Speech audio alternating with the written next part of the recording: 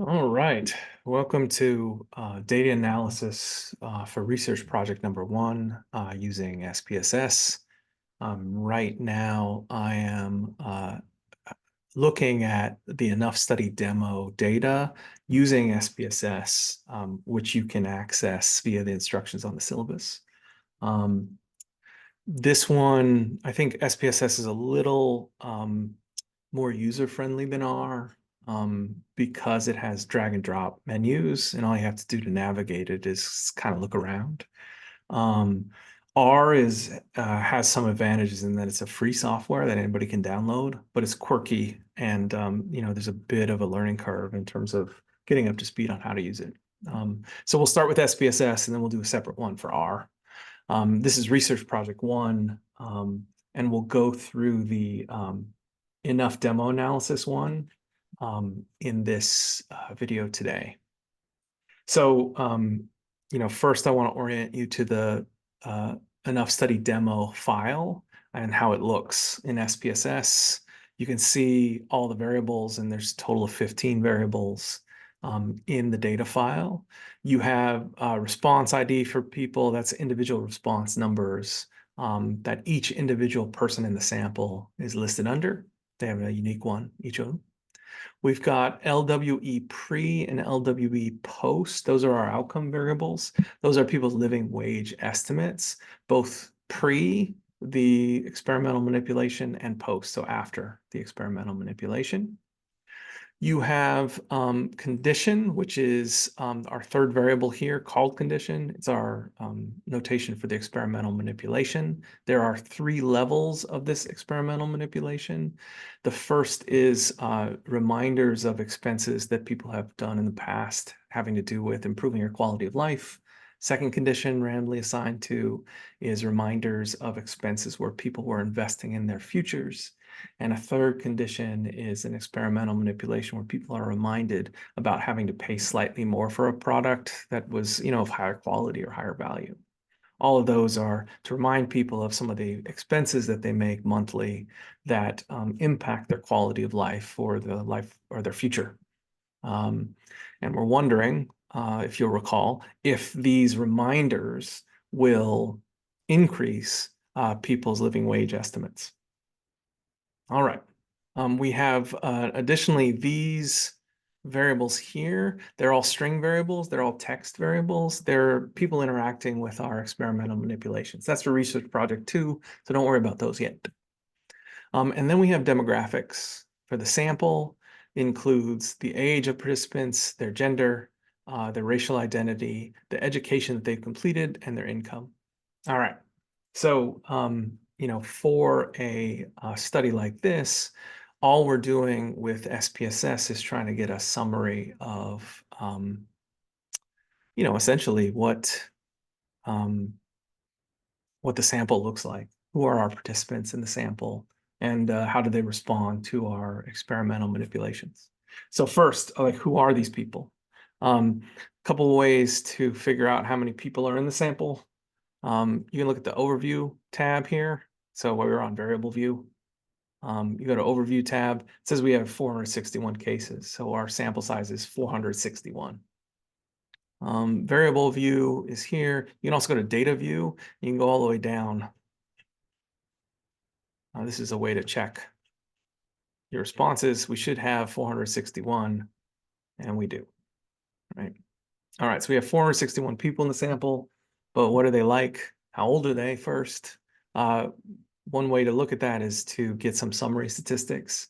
So the statistics that describe our data are descriptive statistics.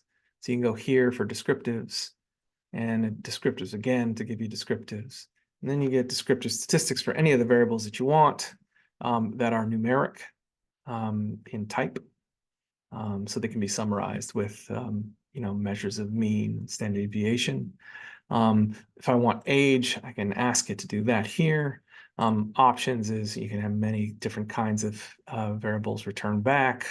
I'll turn some of these off, and I'll get you mean, standard deviation, minimum, and maximum. All right. Here we go. Age. So there's 461 people in the sample. 451 have filled out the age question.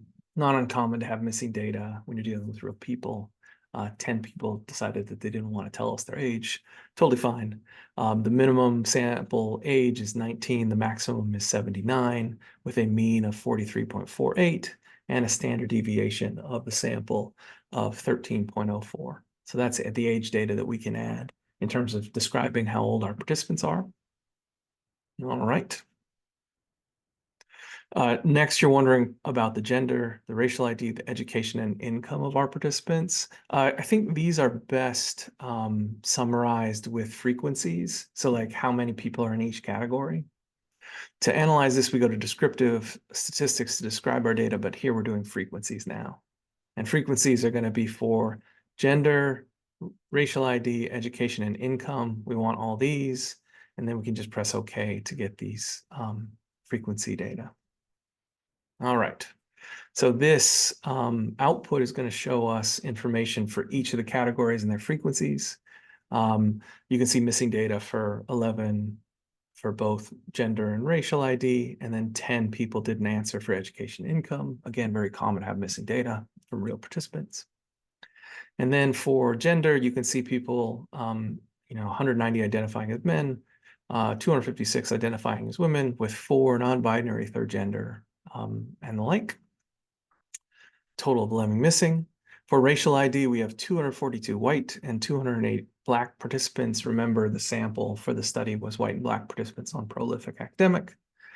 We have educational attainment with the highest frequencies in 2 categories, right? 124 people in high school education or equivalent, and then 166 people in 4-year college degree or equivalent.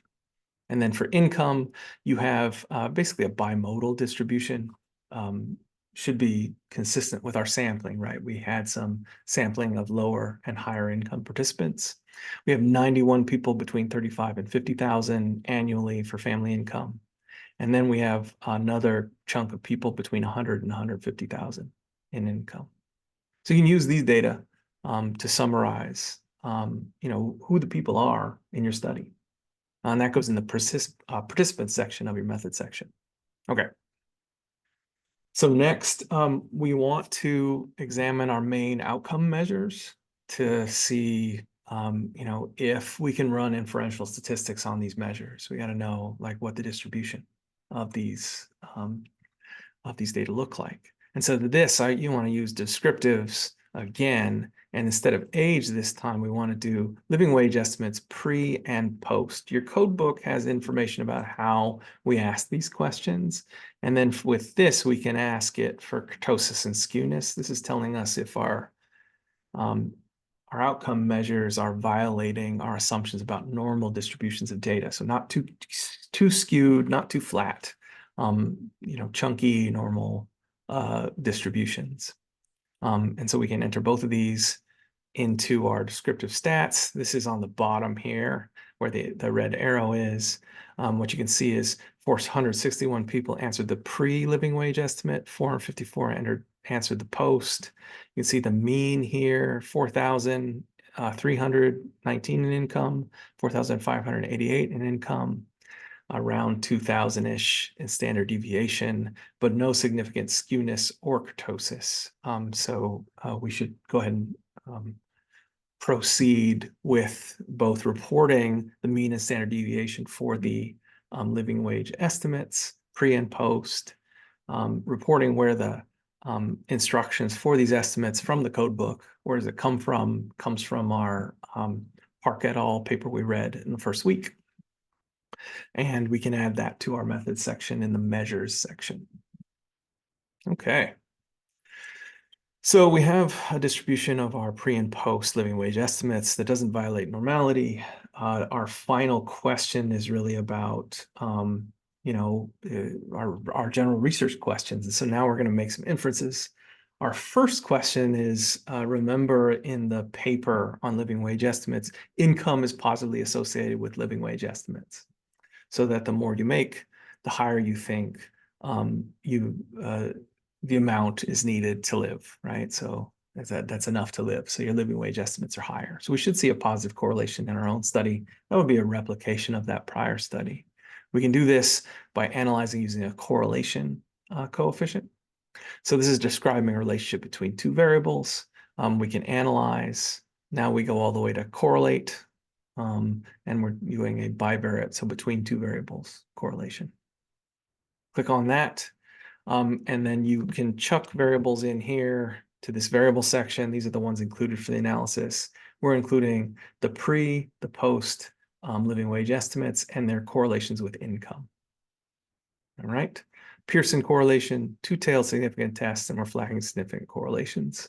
These are all presets, and this is what you want. All right.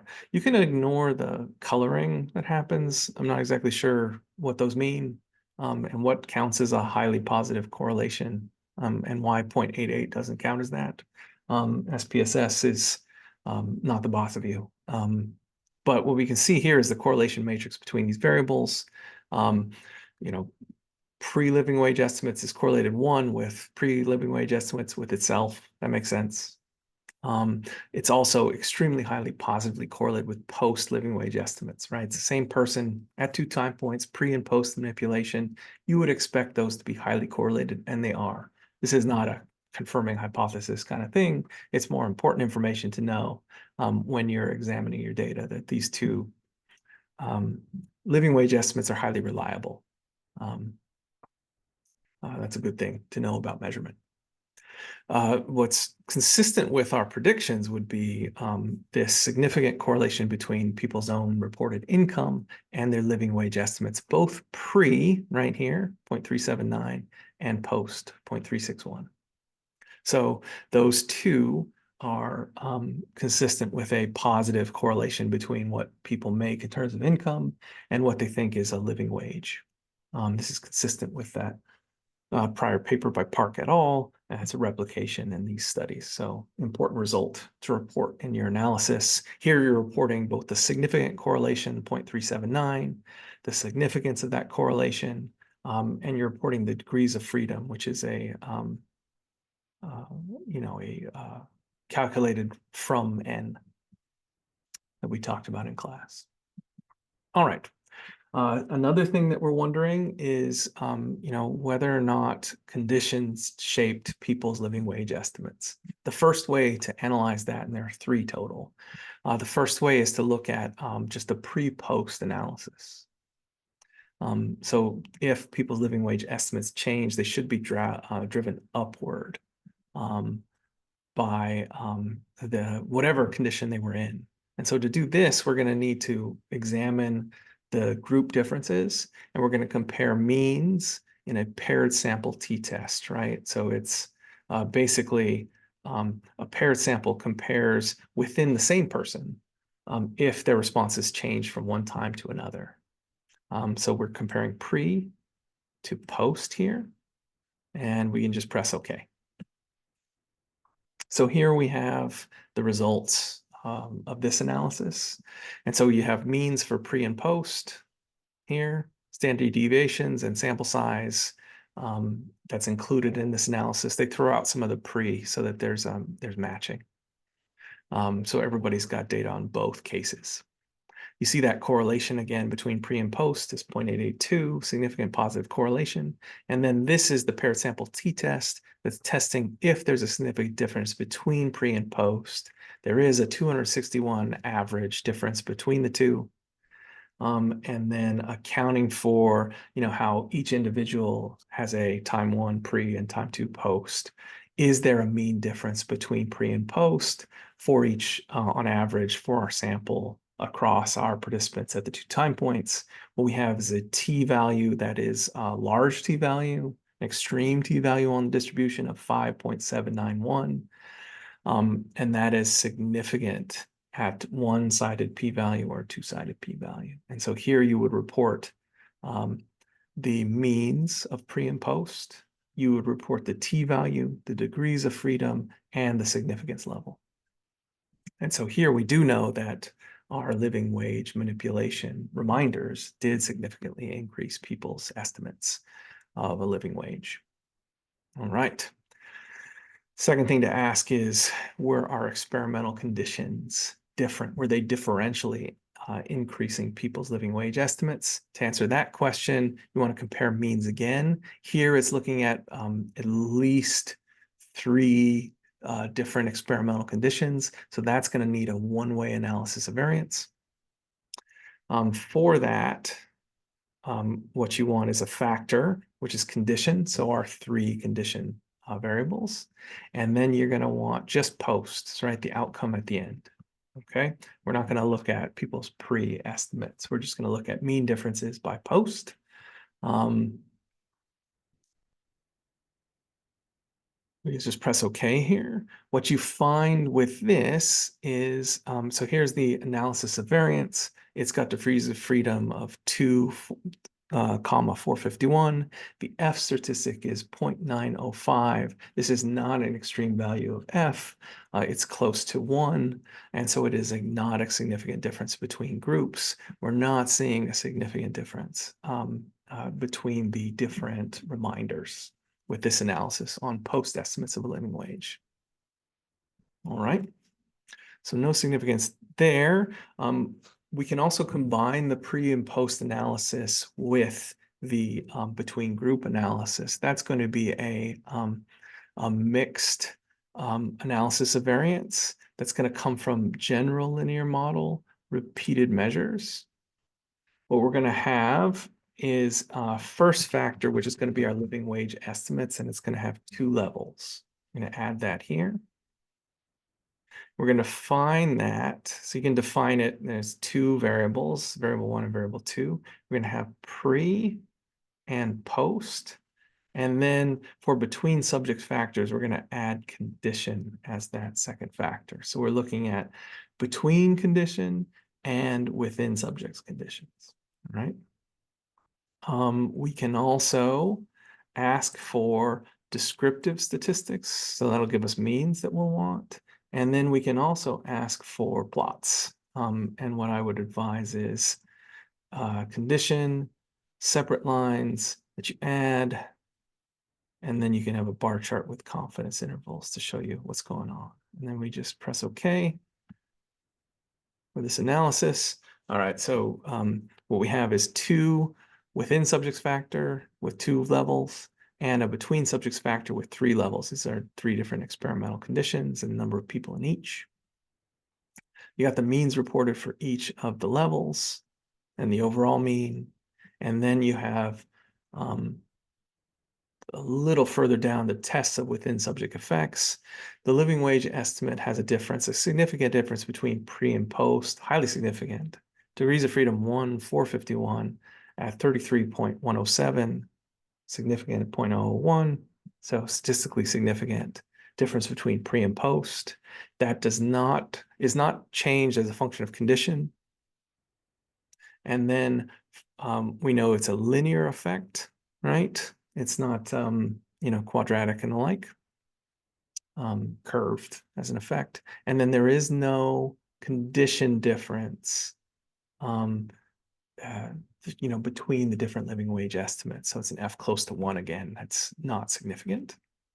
And then we have this cool picture here, which shows us living wage estimates on the y-axis. And we've got pre and post.